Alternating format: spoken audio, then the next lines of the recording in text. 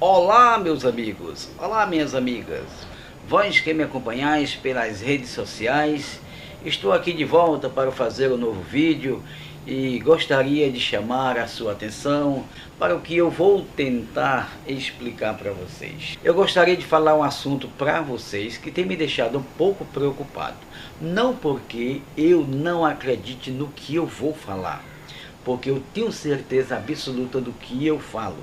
Sinto-me preocupado por vocês. Quero falar sobre um assunto que é muito complicado, é o assunto demônios, o assunto Satanás, o assunto diabo. Esse sistema religioso não vive mais sem esse forjado Satanás. Percebemos que as religiões evangélicas não sobrevivem se não tiver a presença de Satanás no seu meio. A gente vê que todos os movimentos aí envolvem sempre demônios, Satanás e diabo, essas coisas. O que mais me deixa preocupado é que as nações evangélicas acreditam muito nesse ser inventado. Bem que nós sabemos que os judeus não inventaram um ser espiritual. Eles deram nome a coisa que era estranha entre eles. Por exemplo, a diversidade. Em hebraico, Satã quer dizer adversário. Então não é um ser, é um adjetivo. Mas as pessoas passaram a entender que Satanás é um ser pessoal. E isso complicou muito, mas não existe. Por exemplo, demônios. É de praxe todas as religiões apregoarem os demônios, falarem sobre os demônios, as pessoas que são possessas de demônios, só que eles não trazem para a acepção da palavra. O que significa diabo em grego? Diabo significa simplesmente acusador. Então o acusador não é uma pessoa, acusador é uma qualidade. Se os gregos tivessem denominado o ser chamado X, então poderíamos dizer que esse ser seria um acusador. Nós somos dirigidos pelo um regime democrático, não é? O que quer dizer a origem da palavra democracia? Vem do grego.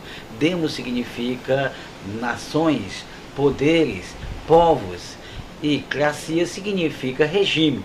Então veja aí, porventura o nosso regime brasileiro é um regime dominado pelos demônios? Porque na própria acepção da palavra diz que nós vivemos um regime de democracia. Então não é um regime demoníaco, é um regime democrático. E as pessoas precisam entender e cultivar mais o conhecimento para que as coisas se esclareçam melhor e não fiquemos apenas basificados aí em religiões falsas que só trazem constrangimento para as nossas vidas espirituais. Por exemplo, quando o mestre chegou à cidade onde havia aquele gadareno endemoninhado dentro dos cemitérios, você está lembrado, não tá?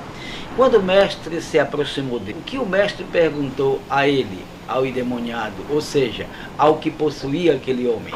O mestre perguntou: como é o teu nome? Observe bem que ele perguntou no singular, e a resposta do endemoniado, sabe qual foi?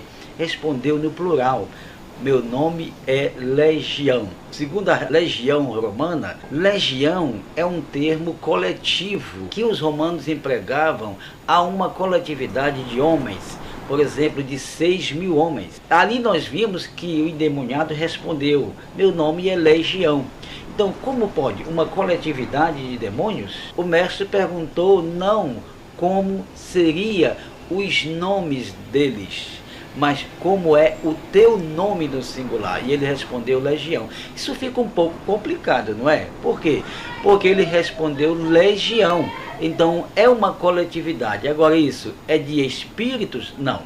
Essa coletividade é de poderes. São poderes consubstanciados do mal que agem entre nós como poderes adversativos. É complicado.